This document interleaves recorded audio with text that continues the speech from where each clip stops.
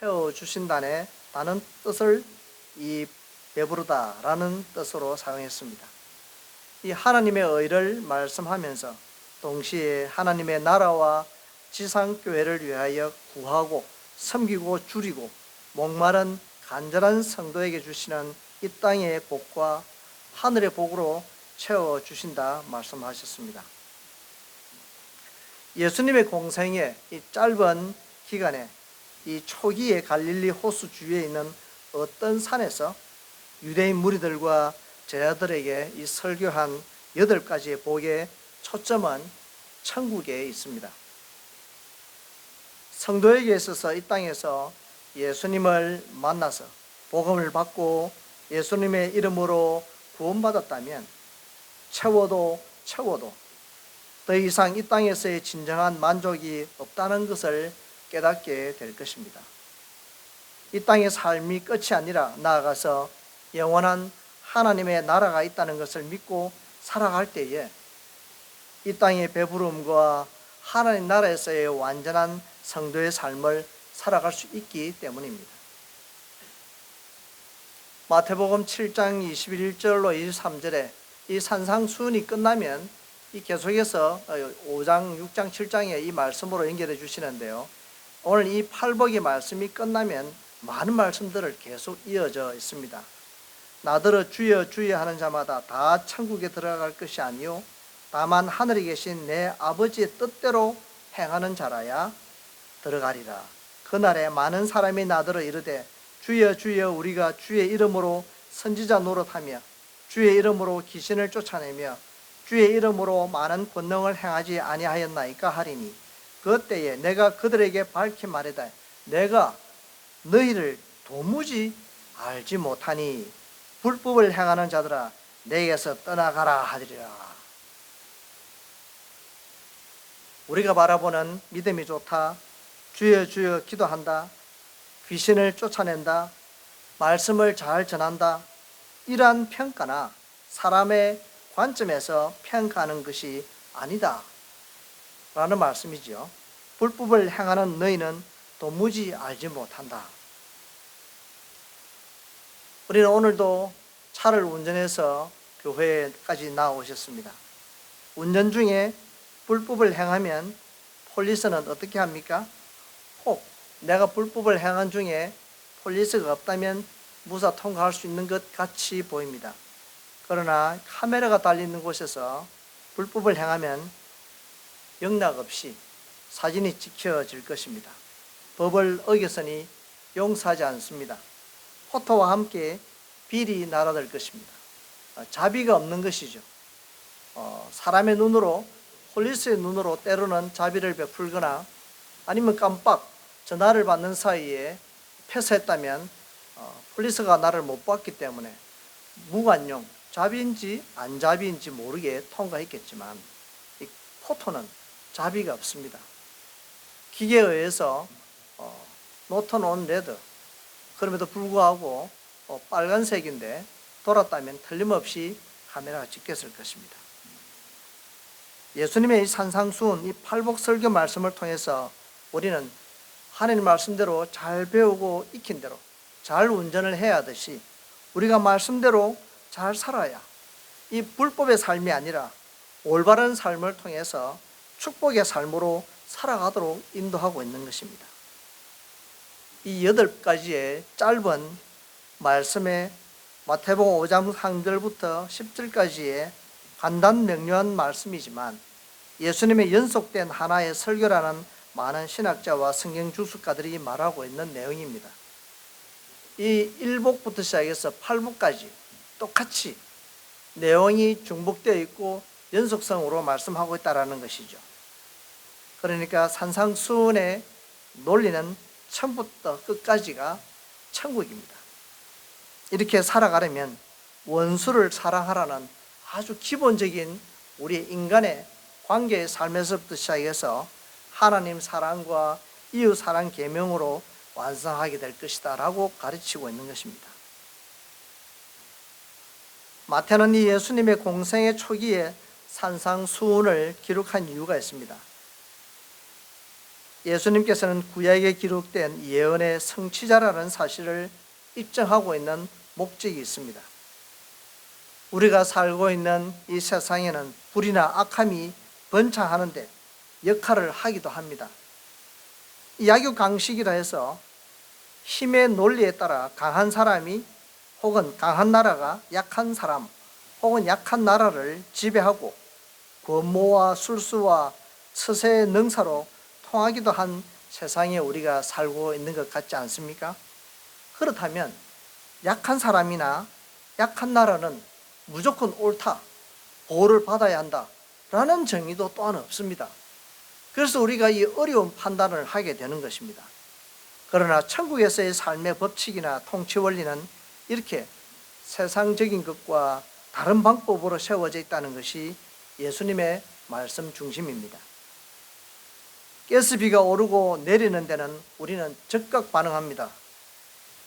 내가 지금 주님과 가까워지고 있는지 멀어지고 있는지 대하여 즉각 반응이 있어야 신앙에 예민한, 축복에 예민한 성도가 될 수 있다는 것이죠. 빌립보서 3장 20절 말씀에서 우리의 시민권은 하늘에 있는지라 라는 말씀과 같이 성도는 이 땅에서 살아가고 있는 존재이지만 이 땅의 삶이 맞춰지면 천국 시민권자로서 살아가게 될 것입니다. 이미 천국을 소유한 자라는 것인데요, 하나님의 뜻을 이 땅에서 이루어지도록 하는 일을 열정을 다해서 바치며 살아가도록 부름받은 존재의 사람이라는 것입니다. 그래서 우리는 크든 작든 우리의 신앙의 분량이 많든 적든 신앙생활을 오래 했든 작게 했든 상관없이 우리는 천국 대사, 천국 사명자라는 것입니다. 한번 같이 해보겠습니다. 나는 천국 대사입니다.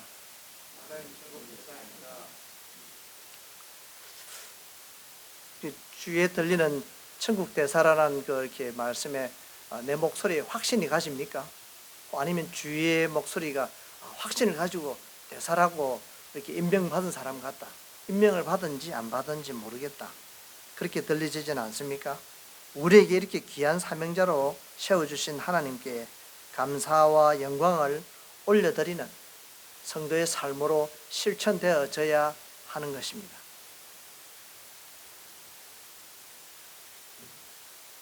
마태복음 6장 9절 말씀에서 예수님께서 제자들에게 가르쳐 주신 이 주기도문, 하나님의 나라가 임하시오며 뜻이 하늘에서 이루어진 것 같이 땅에서도 이루어지이다 라는 기도와 같이 성도는 하나님의 뜻이 나를 통해서, 우리가 섬기고 있는 교회를 통해서, 우리의 가정을 통해서 이 땅에 이루어지도록, 또 구원받지 못한 가족과 또 친구와 이웃에게 구원받게 하시고 천국 사명을 이 땅에서 감당하는 자로 세우셨다는 것을 날마다 기억해야 합니다. 어차피 우리는 시민권을 가지고 있을 거니까 대충 해도 될까요? 형제들과 오면서 부모님들 잘 계시지? 전화하는 거 깜빡 잊어먹었어요. 한 주간이 휙 지나가 버렸습니다. 그래서 부모님에게 전화하는 걸 잊어버렸답니다. 나는 이리 잊어버렸지만 틀림없이 부모님은 너희들을 위해서 하루도 빠짐없이 기도하고 계실 거야. 바로 이 마음은 우리는 하나님께 대하여 잊어먹어버리고 이 땅 위에 몸부림치면서 한 스퀘어핏 더 넓혀버리고 애를 쓰고 있지만, 하나님은 우리를 한시도 잊지 아니하시고 우리의 이름을 손바닥에 새겨 기도하신다고 그렇게 성경은 기록하고 있습니다.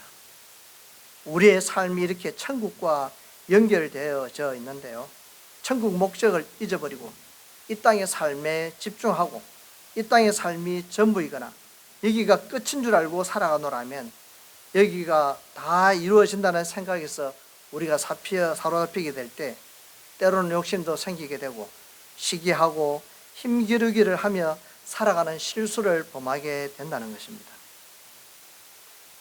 자녀, 직장, 사업도 마찬가지입니다. 악착같이 어떻게 해보려는 노력을 하게 되는데요. 성도로서 그렇게 살아가는 것이 잘못이다 라고 말할 사람은 아무도 없습니다. 열심히 살아야죠. 그러나 돌아보면 모두가 내 욕심, 내 꿈을 이루기 위한 것이라는 것을 발견하게 된다면 즉각 돌이키는 것이 우리가 예민한 성도의 삶이 되는 것입니다. 성도가 살아가는 이 땅의 삶은 천국의 한 모형으로서 잠깐 머물다 영원한 천국의 삶을 위한 준비 과정이라는 것을 깨닫게 될 때에 우리에게 주시는 마음의 평안을 발견하고 평안한 삶을 누리도록 성령 하나님께서 인도해 주실 것을 믿고 따르는 성도가 되어야 합니다. 이 땅의 교회는 천국의 훈련 도장입니다. 교회를 먼저 천국으로 만들어 가기를 원합니다. 예수님께서 이러한 대주제로 산상설교를 말씀하고 계시는데요. 오늘 말씀 읽었던 팔복의 5번째 축복은 지금껏 말씀드린 것을 토대로 해서 긍휼히 여기는 자는 복이 나니 했습니다. 긍휼이라는 단어, 이 헬라어에는 에레에모네스라는 단어를 사용하였습니다. 이 긍휼이라는 이 단어에는 이 자비라는 뜻의 엘레오스라는 단어에서 파생된 단어로 긍휼이라는 단어를 사용했습니다. 그러니까 이 긍휼은 바로 자비의 마음을 포함하고 있다라는 뜻으로 사용되어졌습니다. 불쌍히 여기고 넓은 마음으로 포용하는 것인데요. 긍휼이라는 단어를 종합해보면 그 사랑하는 마음이 있어야 긍휼의 마음, 자비의 마음이 함께 갈 수 있다는 것이죠. 이런 마음의 사랑이라는 이 헤세드, 주인과 종 혹은 하나님과 인간관계의 언약적인 관계에서 발생하는 것입니다. 이러한 태도는 감정이나 성품이 아니라 전적으로 따르는 신뢰를 기반으로 하는 행위가 될 때에 이 헤세드, 하나님의 사랑이 그 속에 포함되는 것입니다. 구약에서는 이 긍휼이라는 단어를 주로 사람을 향한 하나님의 역사를 표현할 때 사용했습니다. 그런데 신약에서는 이 긍휼이라는 단어를 언약의 성취자이신 예수님께서 행하신 사역을 가리킬 때 사용했습니다. 이 똑같은 헤세드, 이 사랑이라는 단어를 사용했지만 구약과 신약에서 각각 성부 하나님의 역사, 성자 예수님의 사역으로 나누어서 사용했음도 알 수 있습니다. 이 긍휼히 여기는 자는 예수님을 본받고 예수님의 마음을 품은 자들이 바로 긍휼히 여기는 자가 될 것입니다. 긍휼히 여긴다는 넓은 뜻은 죄를 용서해 주는 것과 고통을 당하는 자와 궁핍한 자를 불쌍히 여긴다는 의미를 포함합니다. 어려움을 당한 자를 바라보면 우리가 그 상황에 대해서 깊이 있게 동참하고 그들과 함께 도와주고 행동하는 것을 의미합니다. 이를테면 구약 룻기서에 나오는 이 고엘 제도와 같이 어려움을 함께 나누어질 때 긍휼히 여기는 자의 역할이 나타나게 되는 것입니다. 나는 분명히 이 문제에 대해서 굉장한 어려움을 겪고 있는데 상대는 이 어려움을 겪어보았습니다. 그렇다면 틀림없이 지금 당하고 있는 어려움에 대해서 생각하는 차원이 다를 수 있습니다. 우리에게서 이렇듯이 너의 마음에 너의 입장에 서주는 것, 그것이 긍휼의 마음입니다. 내가 경험해 보았다고 해서 그 생각을 무시하거나 그 생각이 별것 아닌 것 같이 우리가 이해한다면 그 사람의 마음을, 긍휼한 마음을 잘못 이해한 것입니다. 우리가 오늘도 예배를 잘 드리고 친구 시간 교제하면서 대화를 할 때에 그 사람 입장에 서주는 것, 이것이 중요합니다. 나아가서 교회가 긍휼히 여길 대상은 우리가 살고 있는 이 죄악된 세상도 포함됩니다. 성도가 교회에서만 성도가 아니라 세상의 소금의 맛을 내고 빛의 역할을 세상 가운데서 실천함으로 해서 부패를 막고 맛도 내고 어두운 것을 밝히는 사람이 바로 긍휼히 여기는 성도가 될 것입니다. 이 구원받은 성도는 이러한 역할까지도 감당할 수 있는 자격을 하나님으로부터 부여받고 있다는 사실입니다. 나는 긍휼히 여김을 받았는데 나는 누군가에게 긍휼히 여기지 못하는 마음 굉장히 이기적이죠. 그래서 이런 어떤 성경에서도 너는 이기적으로 살아라. 왼밤을 치거든 가서 바로 너도 왼발을 돌려서 쳐라. 이렇게 어느 곳에서도 성경은 가르치지 않습니다. 구원받은 성도의 역할을 우리가 잘 분별하는 것, 이러한 말씀으로 우리에게 긍휼히 여기는 자는 복이 있나니 긍휼히 여김을 받을 것이다. 너무도 당연한 말씀을 오늘도 우리에게 하고 있습니다. 지난주 말씀 가운데 마태복음 7장 12절, 무엇이든지 남에게 대접하고자 하는 대로 너희도 남을 대접하라. 이것이 율법이요 선지자라 했습니다. 말씀을 살펴보면 모든 말씀이 이렇게 서로 연결되어 있는 연속성으로 우리에게 교훈하고 있는 것입니다. 특정 부분만, 내가 잘하는 부분만 잘 섬기면 되는 것이 아니라고 오늘 우리에게 교훈하고 있는 것이죠. 세상에서도 공짜가 없듯이 이 죄악된 세상을 긍휼히 여기고 세상의 참된 회복을 위해서 몸으로 실천하고 섬기는 자에게 신실하신 하나님의 은총과 자비가 보상으로 주어진다는 것입니다. 남에게 대하여 긍휼히 여기는 자에게 주어지는 보상은 바로 타인이 나에게 베풀어 주는 것과 함께 하나님으로부터 주시는 긍휼의 기회를 보상받는다는 사실입니다. 긍휼은 소자에게 한 그릇에 물을 대접하는 일상적인 사소한 일에서부터 부지런하게 성실하게 이 세상의 죄악된 세상과 맞서서 투쟁하는 거대한 사역에 이르기까지 성도의 삶에 있는 일관성 있는 부지런하고 성실한 태도가 필요합니다. 이대로 조사오니 나는 엉덩이를 쿵 눌러 앉아서 입으로 손가락으로 우리가 행동하거나 부탁하는 것 별로 은혜스러운 긍휼히 여기는 마음이 아닙니다. 힘들고 어렵지만 내 몸을 움직여 섬기는 것이 바로 예수님의 섬김이요 예수님의 몸가짐이 될 것입니다. 요한 사도는 사랑의 관계에 대해서 이렇게 말씀하고 있습니다. 요한일서 4장 18절로 21절 말씀에서 사랑 안에 두려움이 없고 온전한 사랑이 두려움을 내쫓나니 두려움에는 형벌이 있음이라. 두려워하는 자는 사랑 안에서 온전히 이루지 못하였느니라. 우리가 사랑하면 그가 먼저 우리를 사랑하셨습니다. 누구든지 하나님을 사랑하노라 하고 그 형제를 미워하면 이는 거짓말하는 자니 보는 바 그 형제를 사랑하지 아니하는 자는 보지 못하는 바 하나님을 사랑할 수 없느니라 했습니다.